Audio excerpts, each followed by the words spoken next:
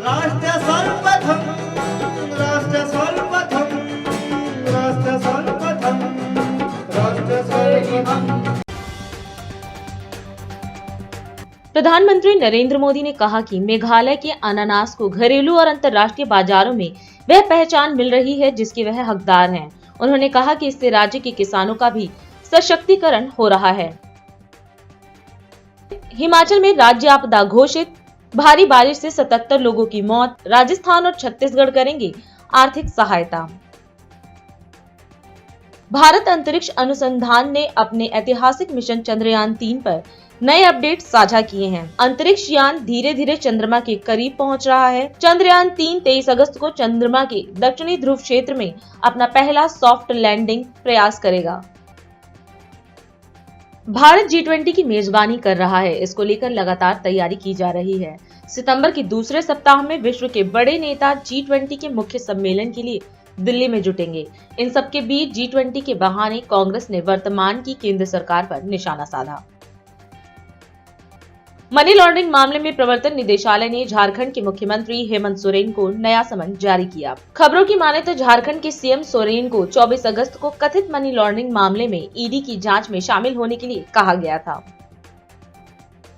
कांग्रेस अध्यक्ष मल्लिकार्जुन खड़गे ने दावा किया कि नियंत्रक एवं महालेखा परीक्षक की एक रिपोर्ट से यह खुलासा हुआ है कि केंद्र की महत्वाकांक्षी उड़ान योजना 93% हवाई मार्गों पर लागू नहीं है।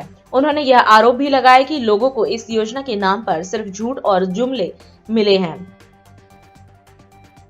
सीबीआई ने 1990 में भारतीय वायुसेना के अधिकारियों की हत्या मामले में 1989 के रुबैया सईद अपहरण कांड में जम्मू कश्मीर लिबरेशन फ्रंट के आतंकवादी रफीक पहलू की जमानत रद्द करने का अनुरोध करते हुए एक अदालत का रुख किया है।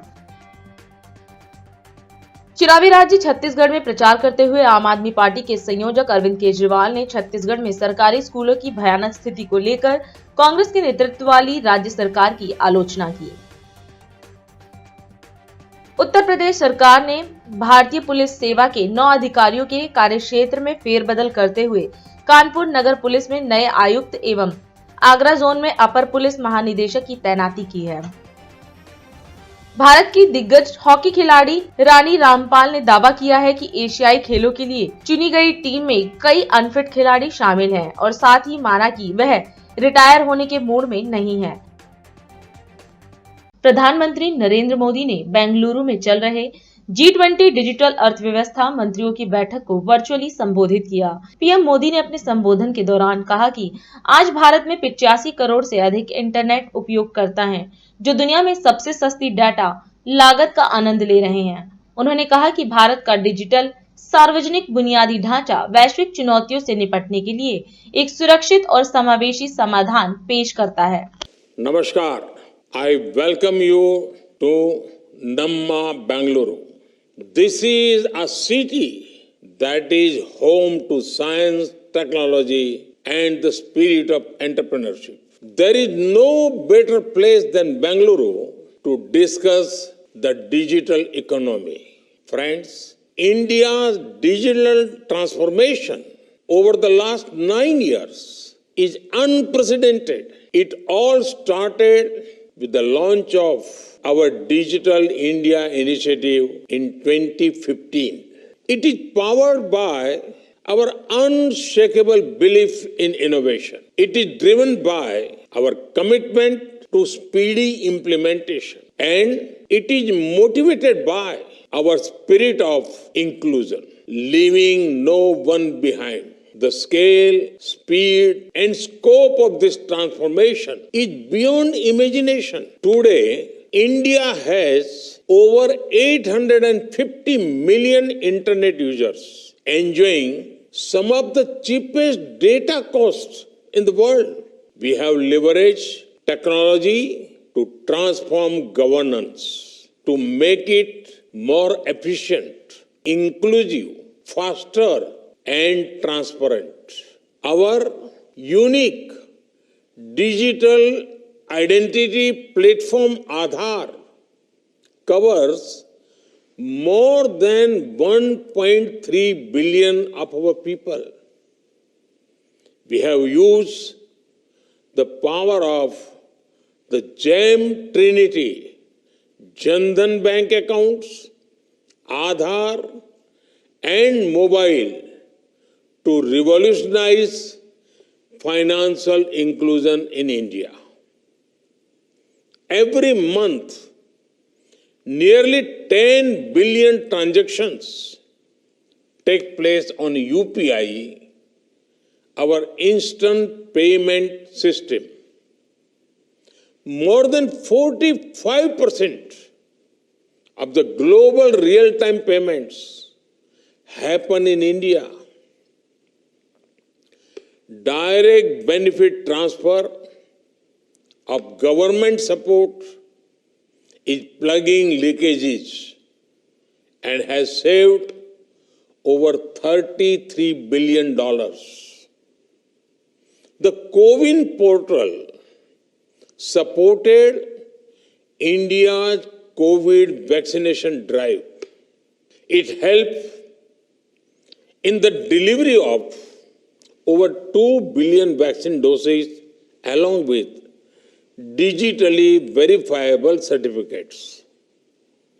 The Gati Shakti platform uses technology and spatial planning to map infrastructure and logistics. It is assisting in planning, reducing costs, and increasing speed of delivery. Our online public procurement platform, the government e-marketplace, has brought transparency and probity into the process. The open network for digital commerce is democratizing e-commerce. Fully digitized taxation systems are promoting transparency and e-governance. We are building Bhashini, an AI-powered language translation platform. It will support digital inclusion in all the diverse languages of India. Manas Bhavan Jabalpur में स्वर्गीय सुभाष चंद्र बैनर्जी की स्मृति में जन्म शताब्दी समारोह का आयोजन किया गया। इस अवसर पर मुख्यमंत्री शिवराज सिंह चौहान भी उपस्थित रहे। मुख्यमंत्री ने कहा कि सुभाष चंद्र बैनर्जी संघ के संस्कारों से युक्त होकर राष्ट्र और देश की सेवा की। इस परिवार के 6 सदस्य आपातकाल में जेल गए। उन्होंने कहा कि आज उनकी प्रतिमा का अनावरण कर मैं गौरवान्वित हूँ। सीएम शिवराज ने कहा कि सुभाष चंद्र बैनर्जी महिला सशक्तिकरण के पक्षधर थे। उन्होंने अपने व्यक्तित्व और कृतित्व से दूसरों की सेवा में अपने जीवन को खपाकर एक नया इतिहास रचा। कीट पतंगे भी जीते हैं, पशु पक्षी भी जीते हैं। अपने लिए जिए तो क्या जिए, जीता तो वास्तव में वो है जो देश के लिए जीता है, समाज के लिए जीता है, औरों के लिए जीता है। और श्रद्धेय सुभाष जी के बारे में अगर मैं कहूँ कि उनका अपना कुछ नहीं था, संपूर्ण जीवन उन्होंने मातृभूमि की सेवा के लिए समर्पित कर दिया था। बचपन से ही संघ के संस्कारों से युक्त होकर वो प्रचारक रहे। 10 साल प्रचारक के नाते संघ का काम किया। पूरा परिवार संघ में देश और समाज के लिए समर्पित। वो जनसंघ के संस्थापकों में रहे। महाकौशल में, जबलपुर में जनसंघ की जड़ें जमाने का उन्होंने काम किया। जनसंघ के तो संस्कार धानी के वो 10 साल तक अध्यक्ष रहे। महाकौशल के भी मंत्री, फिर महासचिव के नाते उन्होंने काम किया। और आप सोचें उस समय जब चारों तरफ कांग्रेस का डंका बजता था, तब स्वर्गीय सेठ गोविंद दास जी के खिलाफ लड़के कड़ी टक्कर देके 67 में 75,000 वोट उन्होंने प्राप्त किए थे लोकसभा के चुनाव। उस समय तो जमानत बचाना बड़ी बात होती थी, लेकिन लड़े, जनसंघ को स्थापित किया। और मैंने स्वतंत्र वीर सावरकर जी के बारे में हम लोगों ने पढ़ा कि जब काले पानी की सजा मिली तो 2 भाई जेल में थे और एक भाई को पता नहीं था कि दूसरा भी काल कोठरी में। लेकिन स्वर्गीय बाबूजी के परिवार को देखें तो 1 नहीं 2 नहीं 6 जेल में थे। परिवार के 6 सदस्य, पति पत्नी जेल में, दोनों भाई जेल में, बड़े भैया भी जेल में, छोटे भैया भी जेल में, बेटे भी जेल में। अब ये बिरला परिवार होता है। आज तो कल्पना कर सकता है कि विचार के लिए, पार्टी के लिए, मूल्यों के लिए कोई केवल अपने आप को नहीं पूरे परिवार को खपा दे, केवल स्वयं को नहीं पूरे परिवार को खपाया स्वर्गीय सुहास जी बनर्जी ने। इसलिए मैं उनके चरणों में प्रणाम करता हूँ। और एक बात और जो मुझे बहुत विशिष्ट लगती है, वो महिला सशक्तिकरण के प्रबल पक्षधर थे। राजनीति में अक्सर ये होता है कि जो मुख्य धारा में होता है वो ही जुड़ा रहता है, लेकिन उन्होंने भाभी जी को कहा कि तुम आगे बढ़ो। सचमुच में ये महिला सशक्तिकरण का काम था। भाभी जी की अपनी क्षमता है, लेकिन जिस स्नेह से उन्हें आगे किया, ये बहुत बिरले उदाहरण ऐसे मिलते हैं। अब बाद में भाभी जी ने भी अपनी संपूर्ण क्षमता के साथ प्रदेश की जनता की अद्भुत सेवा की। मित्रों, है समय नदी की धार के जिसमें सब बह जाया करते हैं, लेकिन कुछ ऐसे होते हैं इतिहास बनाया करते हैं। अपने व्यक्तित्व से, अपने कृतित्व से, अपने जीवन को खपा के उन्होंने एक नया इतिहास रचा। मिताली जी ने जब अब जो एक प्रस्तुतिकरण जीवन का किया, उसकी ये पंक्तियां अक्षरशः सत्य है कि कुछ पद चिन्हों पर चलते हैं, कुछ खुद पद चिन्ह बनाते हैं। उन्होंने अपने पद चिन्ह बनाने का काम। और आज जो भारतीय जनता पार्टी का विशाल और भव्य भवन देखने मिल रहा है, गर्व होता है आज जो हो रहा है। एक वैभवशाली, गौरवशाली, संपन्न, समृद्ध और शक्तिशाली भारत का निर्माण श्रद्धेय मोदी जी के नेतृत्व में हो रहा है। नड्डा जी आज पार्टी के राष्ट्रीय अध्यक्ष के नाते पार्टी का, दुनिया की सबसे बड़ी पार्टी का नेतृत्व कर रहे हैं। लेकिन हम ये न भूलें कि इस भव्य भवन को खड़ा करने के लिए असंख्य कार्यकर्ता है जो नींव के पत्थर बन के खप गए, जिन्होंने केवल अपने आप को झोंके दिया ही दिया है। और उसी मालिका के एक पुष्प स्वर्गीय बाबूजी थे। आज भी उनका जीवन हमें प्रेरणा देता है। वो आज भी हमारी प्रेरणा है। ये परिवार हमारी प्रेरणा है। हम तो उनके चरणों में श्रद्धा के सुमन अर्पित करते हुए यही संकल्प लेते हैं कि जिस तरह के भारत बनाने का सपना उन्होंने देखा था, आज वैसे भारत का निर्माण हो रहा है। और ऐसे भारत के निर्माण में हम भी श्रद्धा सहित अपने आप को झोंक के लगाएंगे और राष्ट्रीय पुनर्निर्माण के महायज्ञ में अपनी आहुतियां देते रहेंगे। मैं अपनी ओर से, प्रदेश की 7.5 करोड़ जनता की ओर से बाबूजी के चरणों में श्रद्धा के सुमन अर्पित करता हूं और आयोजकों को धन्यवाद देता हूं कि हम लोगों को सौभाग्य मिला आज उनकी प्रतिमा के अनावरण का। ये केवल प्रतिमा नहीं है, बल्कि हमको राष्ट्र भक्ति का राह दिखाने के एक मूर्तिमंत प्रतीक है, जिससे हम प्रेरणा प्राप्त करते रहेंगे। संस्कारधानी वाले और प्रदेश के भाई और बहन, एक बार फिर बाबूजी के चरणों में अपनी श्रद्धा के सुमन अर्पित करता हूं। बहुत बहुत धन्यवाद। रायपुर के जैनम मानस भवन में आम आदमी पार्टी के कार्यकर्ता सम्मेलन में मुख्यमंत्री केजरीवाल और पंजाब के मुख्यमंत्री भगवंत मान ने राज्य की जनता के लिए गारंटी कार्ड जारी किया। इस दौरान उन्होंने छत्तीसगढ़ की जनता से बेहतर शिक्षा, मुफ्त बिजली, मुफ्त स्वास्थ्य सुविधाएं और बेरोजगारों के लिए 3,000 रुपए मासिक भत्ता देने समेत 10 वादे किए और उनकी पार्टी को राज्य में एक बार मौका देने का अनुरोध किया। जो बातें हम करते हैं, मुझे नहीं लगता आज तक भारत की राजनीति में किसी ने इस किस्म की बातें की होंगी। जब भी पार्टियां चुनाव होता था आके वोट मांगती थी, मैंने आज तक भारत को आजाद हुए अब 76 साल हो गए, 76 साल में एक भी दूसरी पार्टी को, मैंने ऐसी पार्टी को नहीं देखा जो आपके आके कहे आपके स्कूल बनवा दूंगा इसलिए वोट दे दो, आपके लिए अस्पताल बनवा दूंगा इसलिए वोट दे दो। एक भी पार्टी आज तक नहीं आई। अकेली पार्टी है जो मुद्दों की बात करती है। हम नेता नहीं है। भगवंत मान बहुत बड़े कॉमेडियन थे। मैं इनकम टैक्स में कमिश्नर की नौकरी करता था, चाहता तो जितने मर्जी पैसे कमा सकता था, तो पैसा कमाने तो नहीं आए राजनीति के अंदर। अन्ना आंदोलन हुआ, उसके बाद एक पार्टी बनी। किसी को दूर दूर तक उम्मीद नहीं थी कि एक नई पार्टी इतनी जल्दी उसकी सरकार बन जाएगी, लेकिन जनता का प्यार था, जनता का भरोसा था। हमने तो कुछ किया नहीं था।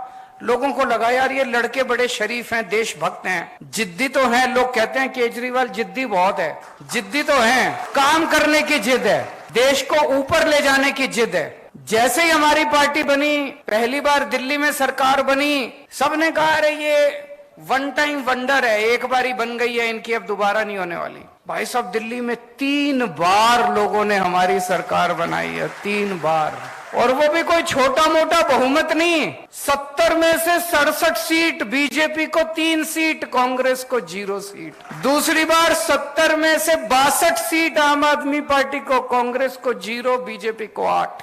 अभी पंजाब में 117 में से 92 सीट, सारे रिकॉर्ड तोड़ दिए।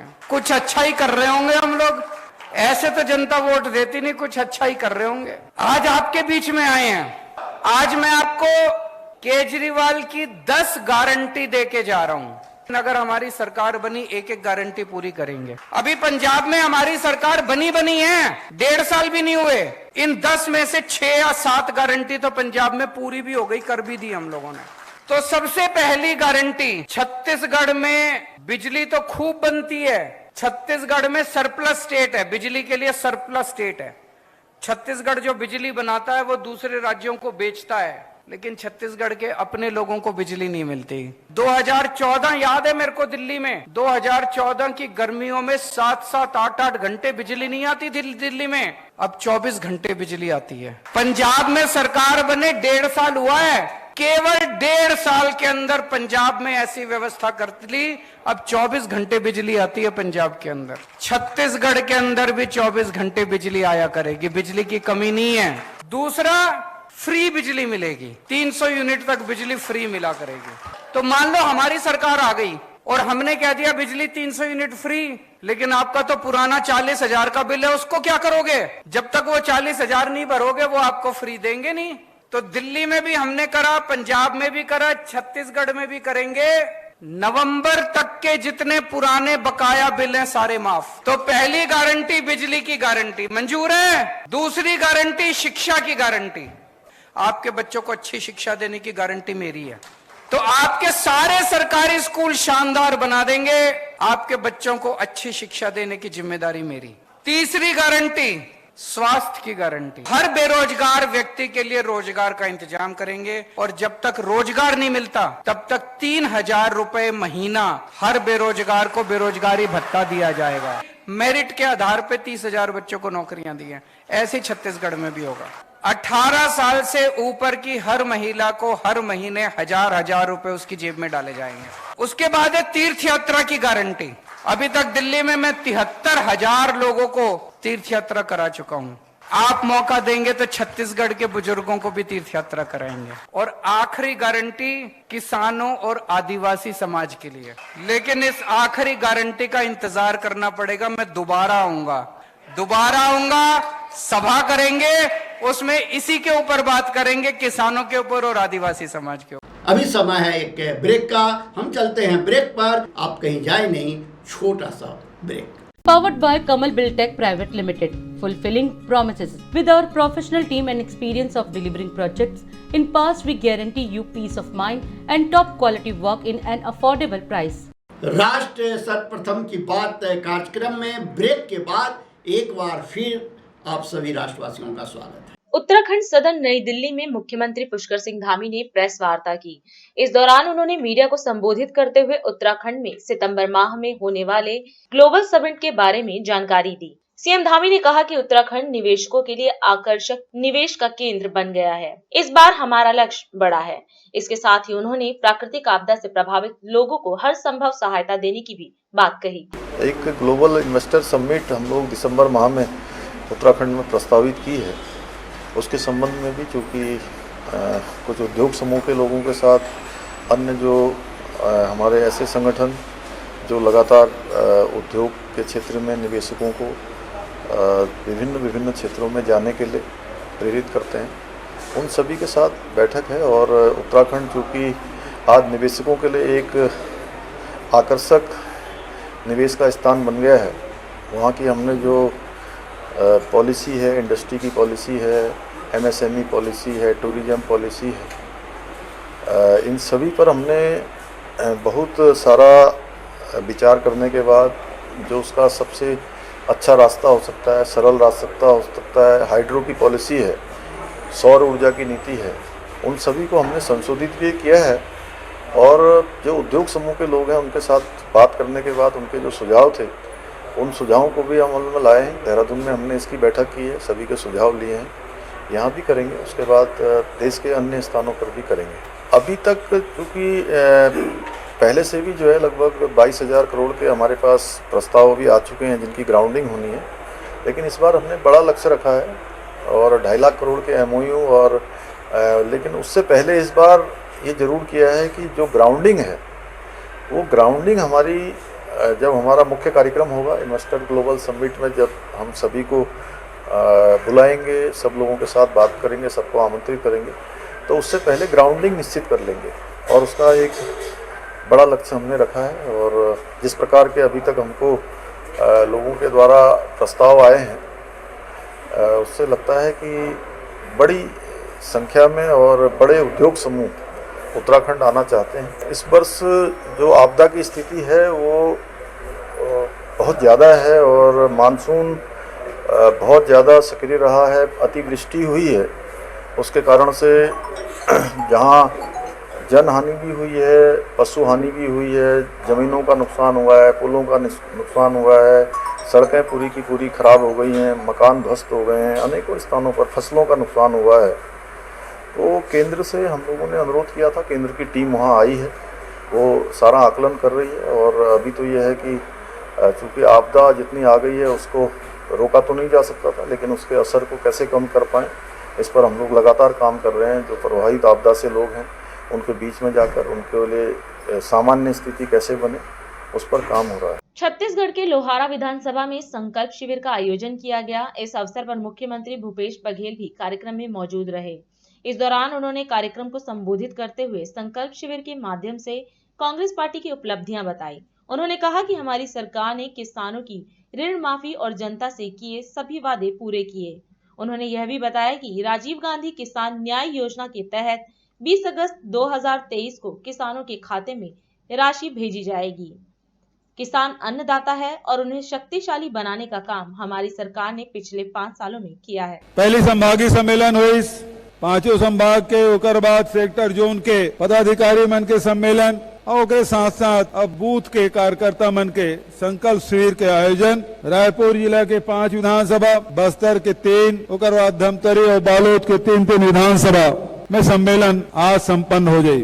तो लगातार संकल्प शिविर के आयोजन और हमारे वक्ता मन के द्वारा कांग्रेस के जन सिद्धांत है, कांग्रेस के जन योगदान है, हमारे नेता मन के विचार है और साथ ही छत्तीसगढ़ सरकार के उपलब्धि है, एक बारे में आप सब विस्तार से चर्चा करें और आप सब जानकारी भी है। एक तरफ हमारे कांग्रेस पार्टी अधिकार संपन्न करे, देश के आजादी के साथ साथ मताधिकार के प्रयोग, चाहे राजा हो, रंक, अमीर हो, गरीब, स्त्री हो, पुरुष या कोई भी जाति धर्म के, सबके वोट की कीमत एक, समानता के बाद, समरसता के बाद। और एक मन के यूपीए सरकार में देख हमारे वो समय राशन के अधिकार, भोजन के अधिकार, शिक्षा के अधिकार, सूचना के अधिकार, रोजगार प्राप्त करे का अधिकार, ये सब अधिकार संपन्न बनाए के काम हमारे सरकार है। कांग्रेस की सरकार किसान मन ला हमन कहें कि ऋण माफी करबो, 2500 रुपए देबो, ये मन कहा हमन 2100 बोल के नहीं कर सके, 2500 कहाँ देवे, 300 रुपए बोनस देव का चुनाव साल में दे, बाद नहीं दे। लेकिन हमारी सरकार ऋण माफी भी करीस, 2500 रुपए में खरीदी भी करीस और साथ ही अब राजीव गांधी किसान न्याय योजना आज 19 तारीख के काली महासमुंद में कार्यक्रम है, 12 बजे उन्हें बटन चपकबो, फिर किसान मन के खाता में पैसा पहुंच जाए। तो किसान है, अन्नदाता है, ओला ताकतवर बनाए काम हमारी सरकार पिछले 5 साल से करत है। आज हमारे अन्नदाता खुश है और कारण से अन्नदाता यदि प्रसन्न है तो ऊपर वाला तक प्रसन्न है। 5 साल हमारे शासन काल में एक घाव अकाल दुकाल नहीं पड़े। एक तरफ किसान है, दूसरी तरफ हमारे मजदूर साथी, जब राशन भी मिला था 35 किलो, पहले 7 किलो दे दी से, अब 35 किलो मिला थे, हर परिवार में मिला थे। बिजली बिल आधा योजना का लाभ सब परिवार में मिला थे, चाहे छोटे हो बड़े हो सब ला मिला थे। जाति प्रमाण पत्र बनाए पर कोई दिक्कत नहीं। अब तो हम फैसला करें जतका किसान है तेकर मन के 5 साल बीवन है ओकर घर पहुंचा के देबो। हमन आदिवासी मन के फॉरेस्ट राइट एक्ट के तहत पट्टा भी देन, सामुदायिक दावा भी देन, वन संसाधन अधिकार भी देन और ओकर साथ साथ जतका लोगों उपज है तेकर खरीदी की भी व्यवस्था करें। तो आदिवासी मन ला भी ताकतवर बनाए के काम हमारी सरकार करत है। काबर की 2 रुपये किलो गोबर जब खरीदे शुरू करें, गौ माता सेवा अपने अपन होत है। डेयरी में दूध उत्पादन बढ़ के 50,000 लीटर प्रतिदिन हमारे छत्तीसगढ़ में उत्पादन बढ़े। तो गौपालन अब लाभ का धंधा होगी, जैसे किसानी ही लाभ का धंधा तैसे गौपालन भी लाभ का धंधा। भूमि श्रमिक न्याय योजना, नौजवान मन पर 2,500 रुपया बेरोजगारी भत्ता, ओके साथ साथ Mahatma Gandhi rural industrial park हर ब्लॉक में 2 ठीक। शहर में भी अब शहरी इंडस्ट्रियल पार्क भी निर्माण करा ताकि वहां रोजगार मिल सके। प्रयास ही 41,000 पद भी भरे और साथ साथ जते भी निजी क्षेत्र में ज्यादा से ज्यादा लोगों को रोजगार मिल सके हमारे मन के प्रयास। महिला मन भी सशक्तिकरण पर निरंतर हमारे मन के प्रयास चलत। भावांतर भरपाई योजना के लाभार्थियों के साथ मुख्यमंत्री मनोहर लाल खट्टर ने विशेष चर्चा की। भावांतर भरपाई योजना प्रदेश के किसानों को प्राकृतिक आपदा के कारण होने वाले फसलों के नुकसान से जोखिम मुक्त करने के लिए सरकार द्वारा चलाई गई है। इसके तहत किसानों को मंडी में उनके उत्पादन के कम दाम मिलने पर सरकार द्वारा भरपाई की जाती है। वहीं सीधे संवाद कार्यक्रम में मुख्यमंत्री ने इस योजना के लाभार्थियों से सीधा संवाद किया और राज्य सरकार द्वारा चलाई जा रही जन कल्याण की विभिन्न योजनाओं के लाभार्थियों से जमीनी स्तर पर योजना के क्रियान्वयन संबंधी जानकारी ली। खेती में हर कदम पर किसान को मदद मिले, इसके लिए बहुत सी हमने योजनाएं हमेशा बनाई हैं। किसान बीज से बाजार तक इसकी चिंता हमारे जिम्मे है, हम उसकी हर प्रकार की सहायता ये सब करते हैं। आज आप लोग जो बाजरा बोने वाले किसान हैं, इन सबको भी मैं इस प्रकार से भी बधाई देता हूं कि हमारा ये जो वर्ष है 2023 अंतर्राष्ट्रीय स्तर पर इसको मिलेट ईयर, मोटा अनाज का वर्ष ये घोषित किया गया है। और बाजरा एक मुख्य फसल है जो मोटे अनाज में आती है। मोटा अनाज वास्तव में सेहत के लिए भी बहुत अच्छा है और हरियाणा में मोटे अनाज का बहुत प्रचलन है और इसको हम बढ़ावा भी दे रहे हैं। इसके लाभकारी मूल्य ये हम सुनिश्चित भी करते हैं। किसान फसल पैदा करता है और उसमें कई बार उसको लागत मिलती नहीं है, अनिश्चितता रहती है, तो लागत से कम यानी वो बाजार में बेचने के लिए मजबूर हो जाता है। तो उसके लिए ही ये योजना हमने बनाई है। फल और सब्जियों के लिए जनवरी 2018 में हमने योजना बनाई थी और इसी प्रकार बाजरा के लिए भी खरीफ 2021 की फसल से भावांतर भरपाई योजना ये हमने दी है। और इसका मुख्य कारण जो मुझे जरूर आपके साथ साझा करना चाहिए, हमने 2020 में जब बाजार भाव बाजरे का काफी कम हो गया था, लेकिन हमने बाजार भाव पर अर्थात एमएसपी पर उसको खरीदा, तो राजस्थान के जो हमारे पड़ोस के प्रदेश के बाजरे के किसान थे, उन्होंने किन्हीं तरीकों से वहां बाजरा ना बेच करके हरियाणा में बेचना शुरू किया। हमारे पास बाजरे की अधिकता हो गई और बाजरे की अधिकता के कारण से हमको बाजार में सस्ते भाव में बेचना पड़ा, क्योंकि खाने के लिए जो बाजरा है वो 4 से 6 महीने ही लिया जा सकता है काम में, अन्यथा उसकी गुणवत्ता ये कम हो जाती है। तो उद्योगों में बाजरे का उपयोग भी सीमित है। बाजरा मुर्गी का जो एक प्रकार से उन फार्मों को जो जरूरत होती है फीड के नाते, वो बहुत कम भाव पर बिकता है। तो उस परिणाम स्वरूप हमको 825 करोड़ रुपए का घाटा हुआ। इस व्यवस्था को रोकने के लिए हमने अगले बार से खरीफ 2021 से और किसानों को सीधा जो भावांतर है, बाजार भाव और कीमत में जो अंतर आया है, उस अंतर को ध्यान में रखते हुए 2250 रुपया प्रति क्विंटल एमएसपी था और बाजार का जो भाव 1650 रुपए था, तो ये जो अंतर 600 रुपए का प्रति क्विंटल के हिसाब से ये भावांतर भरपाई योजना और ये हमने दी है। और इसमें 2,42,000 किसानों को लगभग 440 करोड़ रुपए की राशि और ये हमने उनको दी है। एक विशेष बात यह है कि बाजरे का जो किसान है, वो बाजरे के किसान को अपने घर के लिए भी बाजरा रखना होता है, या कई बार बाजरा अपने घर में स्टॉक करता है कि बाद में अच्छे भाव पर वो हमको मिलेगा, या फिर वो तुरंत बाजार में बेच के आएगा। ये स्वतंत्रता हमने किसान को दी है। चाहे वो कुछ भी करे, हम उसके बुआई के हिसाब से जितना एकड़ उसने बाजरा बोया है, उसके हिसाब से एक एवरेज लगा करके भावांतर भरपाई योजना का पैसा उसको देते हैं। यही क्रम हमने खरीफ 2022 में शुरू किया, जब एमएसपी का रेट 2350 हो गया और इसमें भी बाजार भाव 1900 रुपए था, तो 450 रुपए प्रति क्विंटल ये हमने भावांतर भरपाई योजना के लिए दिए। 2,76,600 किसानों को 390 करोड़ रुपया भावांतर भरपाई की योजना के अंतर्गत हमने उनके खातों में और ये डाला है। इससे दोनों सीजन का मिला करके हमको 830 करोड़ रुपया सीधे जो किसान के खाते में ये डाला गया है। हमने और भी कई प्रकार की योजनाएं बनाई हैं।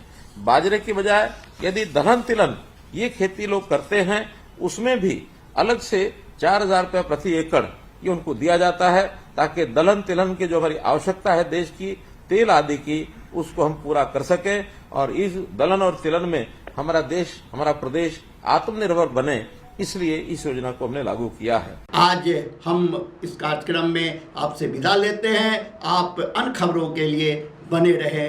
राष्ट्र सर्वप्रथम, वंदे मातरम, जाग उठा है भारत।